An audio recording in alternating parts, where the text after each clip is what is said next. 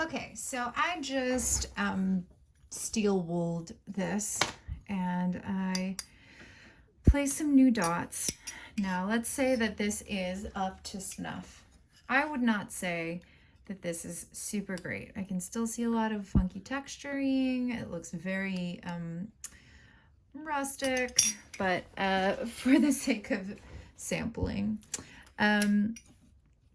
Now I will be connecting this to the bottom plate, which is flat. And this also needs to be flat in some way where the contact points completely meet and the contact is good. So this is the easiest, where it really lies just flat right on top of each other. But you can have things that are like rounded, like these two pieces of sandpaper. If I had 2 points like this that are curved and then I wanted to rivet them together right at that contact point, you could totally do that. What you can't really do unless you've got a tube spacer rivet is, like, if I wanted to rivet something maybe like this, but a rivet running through this spaced area, right? Then I would need to stick some sort of a tube inside to support it. Otherwise it would collapse in on itself. Okay. All right, so first things first, I'm going to center punch my metal. I'm making sure that I'm center punching on top of my steel block. It could be on here or it could be on here, which is the steel block that holds my bench pin. And then I'm also going to center punch all of them if I can. All right, so one swift bump with my hammer. I'm not wailing on it. I'm not doing multiple times. Just one good one to get that nice little dimple, right? Dimple is very important because we want to make sure that the drill bit can catch right on that dot and it won't walk around on your metal. So here's our drill bit, and then once it catches right on that dimple, then it won't like scratch up everything. These are the rivets that we'll be using. They fit with your number 52 drill bit, which is the larger one in the pack that you've been doled out. We've got 3 different types. This one is a 1/2 inch long copper. We have a 1/4 inch long copper and a 1/4 inch brass. Okay.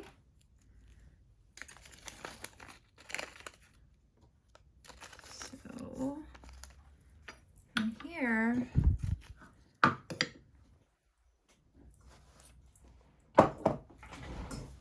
we can drill a hole. Do a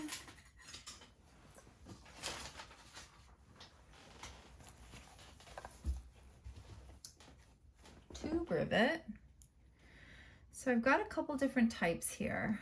The ones that you guys have in your kits are this guy.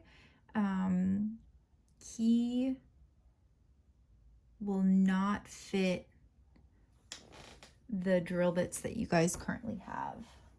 This is a bigger drill tube that I grabbed from our stash of random tubes that we have. We can also use something like this. We just need to make sure that we've got, the right drill bit. Okay. So this guy requires a bigger hole. So I've already pre-drilled a hole, which is totally fine. That's actually a method that some people use in order to make bigger holes is they drill guidance holes, basically, like little pilot holes. So we'll just pretend that that was a pilot hole.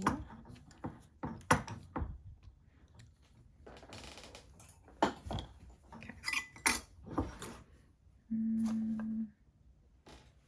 Did I lose my little wooden block? Maybe. This is what I do. I'm really good at it. I lose things.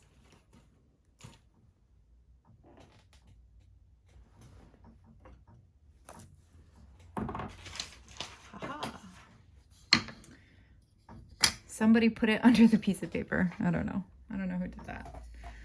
Okay, so I'm going to use my burlap.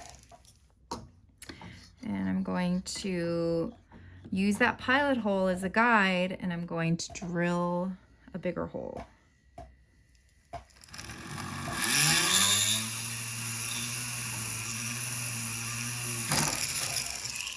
Now, when you are using a flex shaft, using a pilot hole actually makes things a lot easier because, you know, you're stabilizing everything with your own muscle.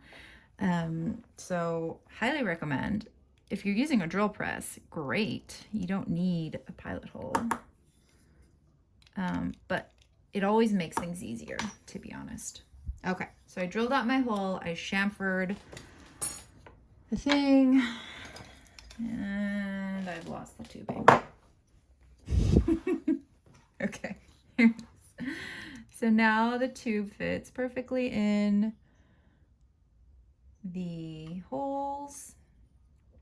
There's a little bit of wiggle room, which is fine. You don't want too much because it will cause issues. Ideally, you just want it to be a perfect fit. In the instance that you've drilled a hole that is too small because you don't have the right drill bit, you can take your flex shaft and your drill and you can put it in there and kind of walk it around. So you're going to apply pressure all the way around the walls and kind of like nibble out more to then create a larger hole for your piece to sit in. So first things first, I want to make sure that my tube that I have, everyone should have gotten one of these in their kits. We've got more if you need. Should be straight. You want it to be really, really straight. So I'm going to take this, I'm going to hit it with a file, rotate it. Now I'm only filing it because I noticed that it was slightly off. If it's not off, don't file it. There's no need. Okay. So we have this thing called a tube cutter. Do we need it? No. Is it nicer to have? Yes. We just replaced the one in the tool cabinet. So that's great. For those of you who are not on campus or you're doing this from home, you don't need one. It's not super necessary. Okay, so I'm gonna take this, I'm gonna take my little Sharpie, and I'm gonna mark how long I need this to be. So the rule with the length, I wouldn't do it as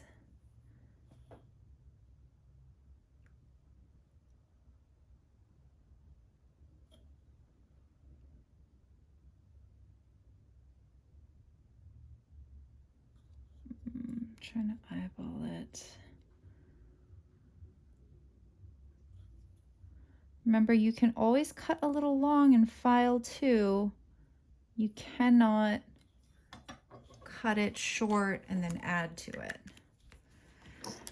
So the way that I eyeballed it is almost similar in terms of the initial rule, which is kind of make it look like a square, but I did a little less because the tube is a little different. As it flares out, if it goes too much, it can rip. So you don't want it to be too long. Now, this is our tube cutter. We've got this end, which, especially if you have multiple cuts that you're making, it acts as like a stop. And so every time you can get the exact same length of cut, right? Does that make sense? So you don't really need it if you're doing a one-time cut. It's kind of nice though, because it kind of helps you hold things. And this thing goes up and down.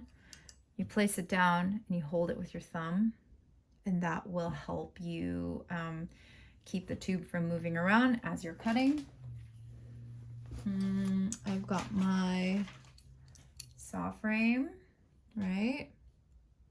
So I'm going to put a saw blade in there.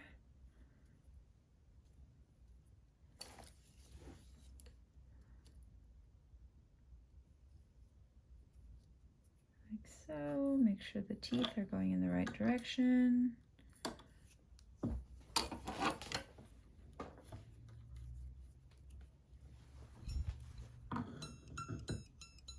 Perfect. You can use the burlap or you can use your beeswax. You want to lubricate it. Remember, we're lubing it from behind, just one swipe. You don't need multiple. I'm going to make sure that the tube is going in the direction that, or the line is right where I want it to be, right? Because this gap right here, that's going to be your saw's cutting line. Okay, so this is great. You can hold it right up against your bench pin, or you can put it in the middle. I like it off to the side because it allows my left hand to be more stable.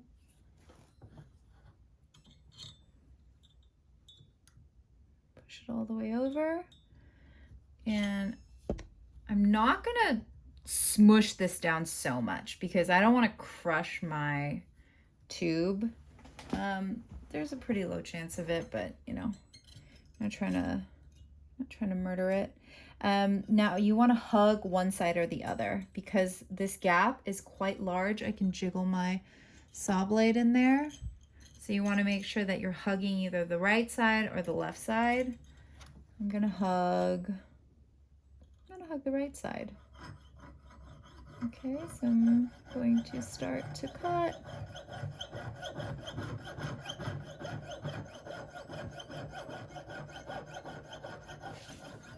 Now this is when either your long apron or your grandma house coat comes in handy, because if it goes flying, it'll land right in your lap.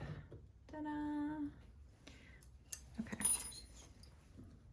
Now ideally, this is a straight cut and you won't have to do any filing. If you don't have that tool accessible, then you can just do it the old school way, which is draw your line with your Sharpie, right? Draw your line, hold it nice and tight. You're probably not going to use the whole 3 inches. Oh, I just broke my saw blade.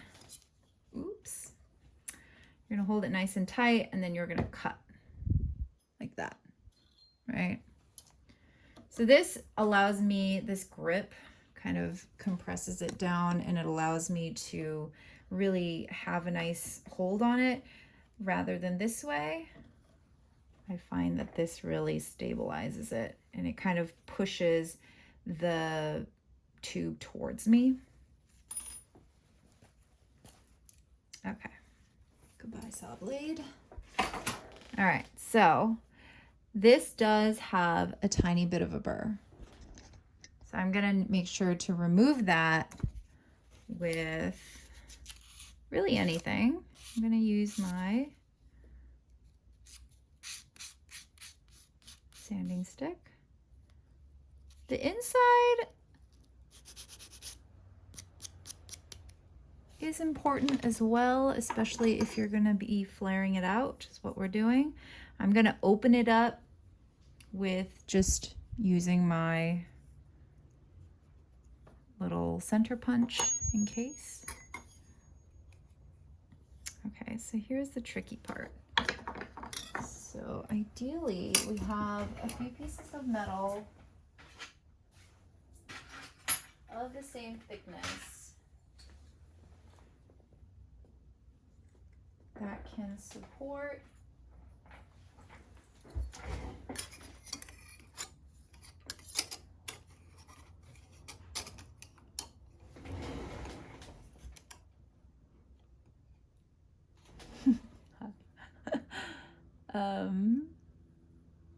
the edges, right? This will make it easier to handle. So this is what I have. I just grabbed two of my pieces that are of the same thickness. And I placed my piece on top of it so it's fully supported. Now we're not compressing onto this metal, we're just using this to keep this piece elevated because we need a good amount of space, or the right amount of space in between the sheets of metal and the piece that we're riveting. Okay. So a variety of things can be used to kind of flare this out.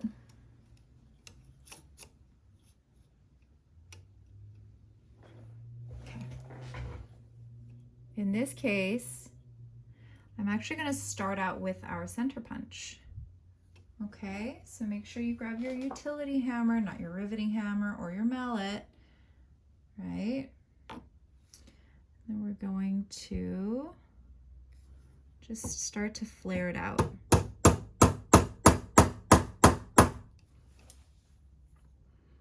I don't know if you can see, but the hole has gotten bigger. Actually, oh, you totally can see. The hole's gotten bigger and now it's already locked into place, so it won't fall out in the other way, right? So I don't know if you can see the flare out from here.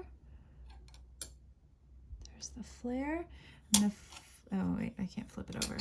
Huh, jokes on me. Now, if it was a flat piece, we totally could flip it over, but that is not the case here. So from here, we can't really get in there anymore with this tool. And I've got these little ball peen dudes from school. I'm going to use that to flare it out even further. So you can see it's really starting to open up. Okay.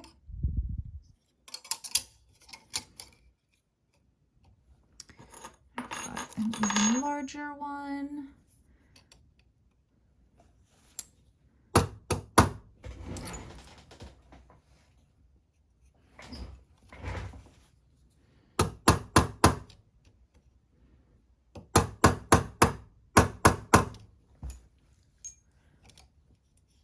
Starting to look pretty good. So you can see there how much it's flared out. Right? And actually what I'm going to do is I'm actually going to flip it over and do the other side because I'm pretty happy with how it's turned out.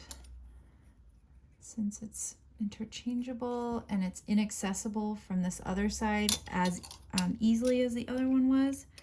Now this is going to drop a lot more, but I'm just trying to flare it out right now, so I'm not too worried about that.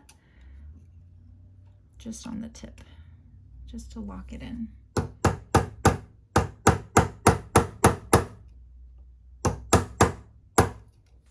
Okay, so now it's locked in there. It won't come out on either way. End, which is great.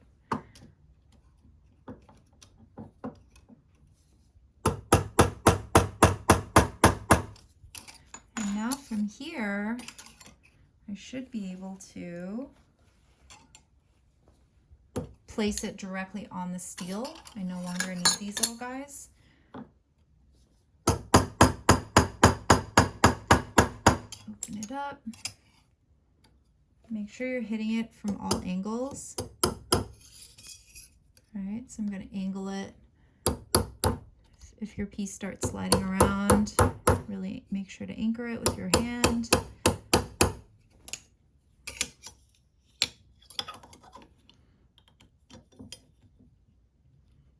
So this is a little bit of a challenge, but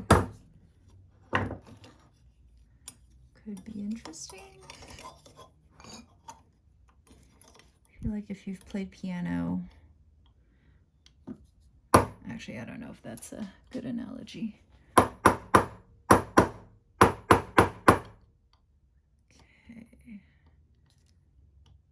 I can see that it's starting to walk in one direction and starting to bend a little bit. So I really want to counteract that. So right now it's very uneven. So I'm going to take a slightly larger one and hit it on that one side where it's high.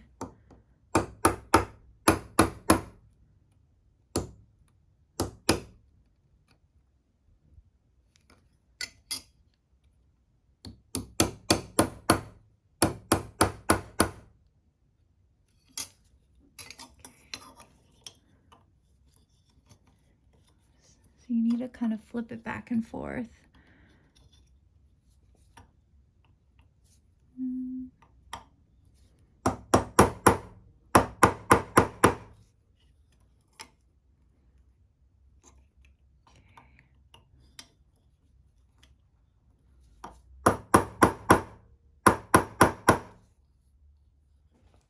Go back in with a slightly smaller one.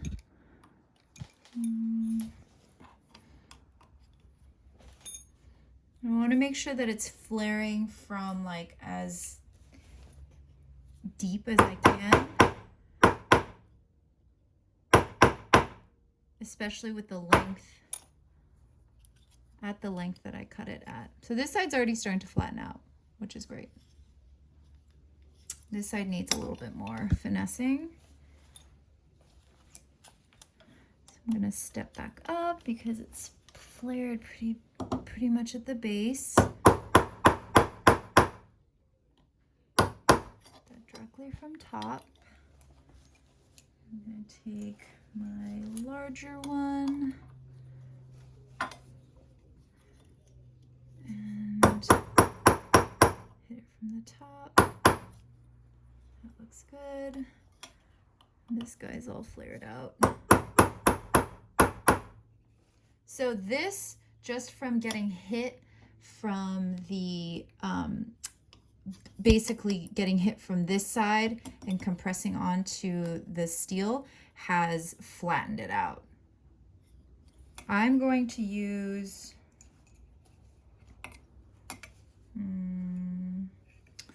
kind of medium-sized one to kind of do the same. So I'm applying pressure and using this as a hammer to kind of hit up. Because I don't want to really roll those edges down too much quite yet.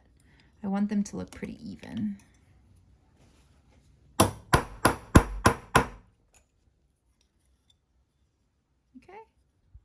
that looks pretty good. So final hit, I'm gonna take this, I'm gonna just ever so slightly flatten it out. Remember, we've got these like fabricated heads on this side. This is kind of a mishmash hot mess of just rivets. This is most likely not what your design is gonna look like, but do remember that this big prefab rivet head is quite large and it's gonna cause some issues if you're trying to place it all directly on your steel. So remember to hang that little brass bit off so you can get full contact. I'm gonna flip that over, do the same on this side, and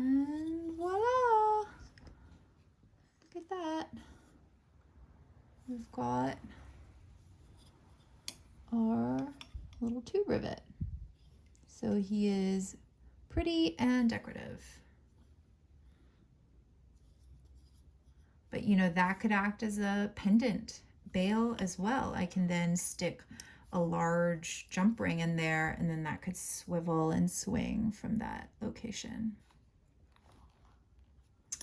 Right? So I can slide like, maybe not that. Does that fit? No. If I had a jump ring made from